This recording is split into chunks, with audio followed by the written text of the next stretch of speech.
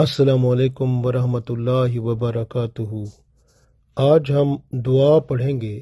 یہ دعا بہت اہم ہے کیونکہ جب بھی کوئی اللہ اور اس کے رسول صلی اللہ علیہ وسلم کا کوئی حکم یا بات ہم سنیں گے تو ہم عرض کریں گے ہم نے پورے خلوص سے اور دل کی گہرائی سے اور پوری خوشی کے ساتھ یا اللہ تیرے پیغام کو یا تیرے حبیب صلی اللہ علیہ وسلم کے پیغام کو سن لیا ہے اور ہم اس پر عمل کرنے والے ہیں۔ ہم نے اس کو اپنے دل سے سن کر اس پر عمل کرنے والے ہم ہو گئے ہیں، پس تو ہمیں معاف فرما دے، ہماری غلطیاں کوتاہیاں معاف فرما دے، کیونکہ ہم نے آپ کے پاس ہی تو آنا ہے۔ دعا پڑھتے ہیں۔ اعوذ باللہ من الشیطان الرجیم، بسم اللہ الرحمن الرحیم۔ سمینا و اطعنا غفرانک ربنا و الیک المصیر۔ سمینا و اطعنا غفرانک ربنا و الیک المصیر۔ سمینا و اطعنا غفرانک ربنا و الیک المصیر۔ سمینا، اے اللہ ہم نے سن لیا جو کچھ پیغام تیرا ہمیں ملا، تیرے حبیب صلی اللہ علیہ وسلم کا ملا، ہم نے پورے دل سے خوشی اور مسرت سے سن لیا اور دل کی گہرائی سے ہم اس کی اطعنا اور ہم دل کی گہرائی سے اس کی اطاعت کرنے والے ہیں، اس کی تعمیل کرتے ہیں۔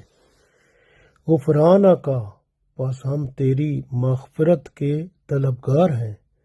ربنا، اے ہمارے رب، و الیک المصیر، اور تیری طرف ہی تو ہم لوٹ کر آنے والے ہیں۔ سمینا و اطعنا غفرانک ربنا و الیک المصیر۔ سن لیا ہم نے یا اللہ بڑے دل سے اور کھلی آنکھوں سے، کانوں سے، پیغام جو آپ کا یا آپ کے حبیب صلی اللہ علیہ وسلم کا پہنچا ہم تک، ہم نے اس کو سن لیا اور اس کے کرنے والے بن گئے، اس کی اطاعت کرنے والے بن گئے۔ وَأَطَعْنَا غفرانہ کا، پس تو ہمیں معاف فرما دے، ہم تیری طرف مغفرت کے، معافی کے طلبگار ہیں۔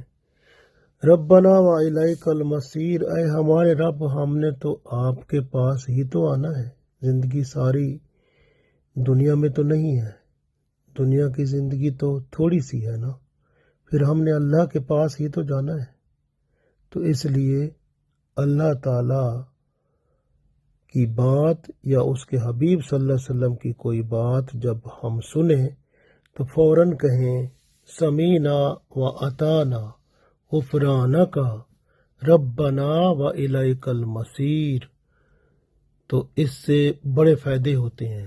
پہلی بات یہ ہے کہ اللہ اس بات سے خوش ہو جاتا ہے کہ میرے بندوں نے میری بات کو سن لیا یا میرے حبیب صلی اللہ علیہ وسلم کی بات کو بڑے غور سے سن لیا اور اس کے فرما بردار بھی بن گئے، اطاعت کرنے والے بھی بن گئے، تعمیل کرنے والے بھی بن گئے، اور ساتھ کمی کوتاہی اور غلطی گناہ کے معاف کرانے کے لیے التجا کرنے لگ گئے۔